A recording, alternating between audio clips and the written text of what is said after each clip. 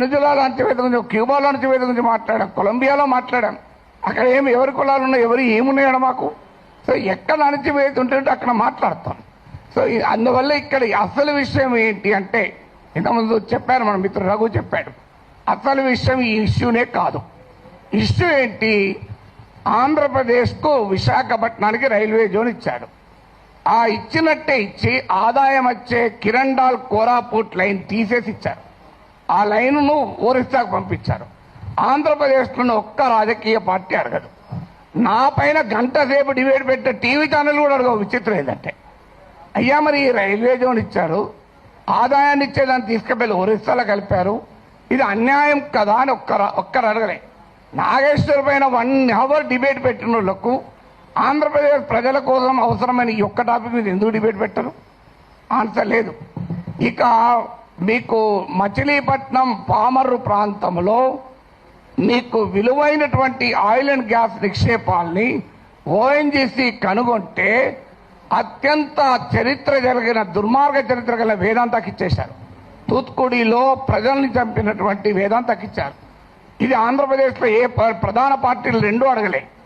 ఇక్కడ నా పైన డిబేట్ పెట్టిన టీవీ వాళ్ళు అడగలే. విచిత్రం ఏంటంటే, కానీ నేను అడిగాను. అది కోపం ఏంటంటే ఇలాంటి ఉదాహరణ 100 చెప్పగలుగుతాను.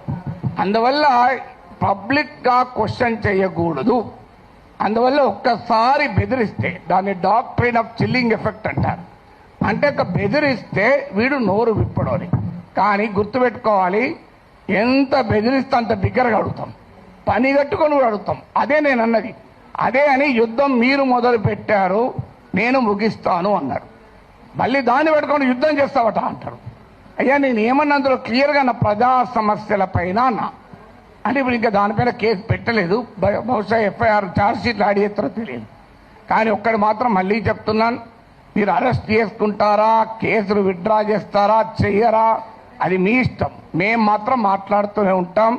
We will die but we will not give up our right to free speech అన్నది మా మాట. చావనన్నా చేస్తాం కానీ మాట్లాడే హక్కును వదులుకోము.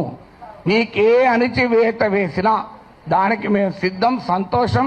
మీరు వస్తారంటే చెప్పండి, టైము ప్లేస్ కూడా చెప్పండి, ఆడికి వస్తా, కావాలంటే అరెస్ట్ చేసుకోండి. Thank you very much. Telangana ఉద్యమంలో స్లోగన్ ఉండే, ఆఖరినైనా భరిస్తాం కానీ అవమానాన్ని సహించమని. సార్ కూడా అదే ఇప్పుడు చెప్పిండు, we will die but we will not lose our right to speak. So దీన్ని కంటిన్యూ చేసుకుంటూ ఈ ఆత్మాభిమానాన్ని చాటేందుకు ఇప్పుడు సార్ మీద చేసినటువంటి దుస్సాహసం ఏదైతే తెలుగుదేశం ప్రభుత్వం, లోకేష్ చేసినటువంటి, పవన్ కళ్యాణ్ వీళ్ళందరూ కలిసి చేసినటువంటి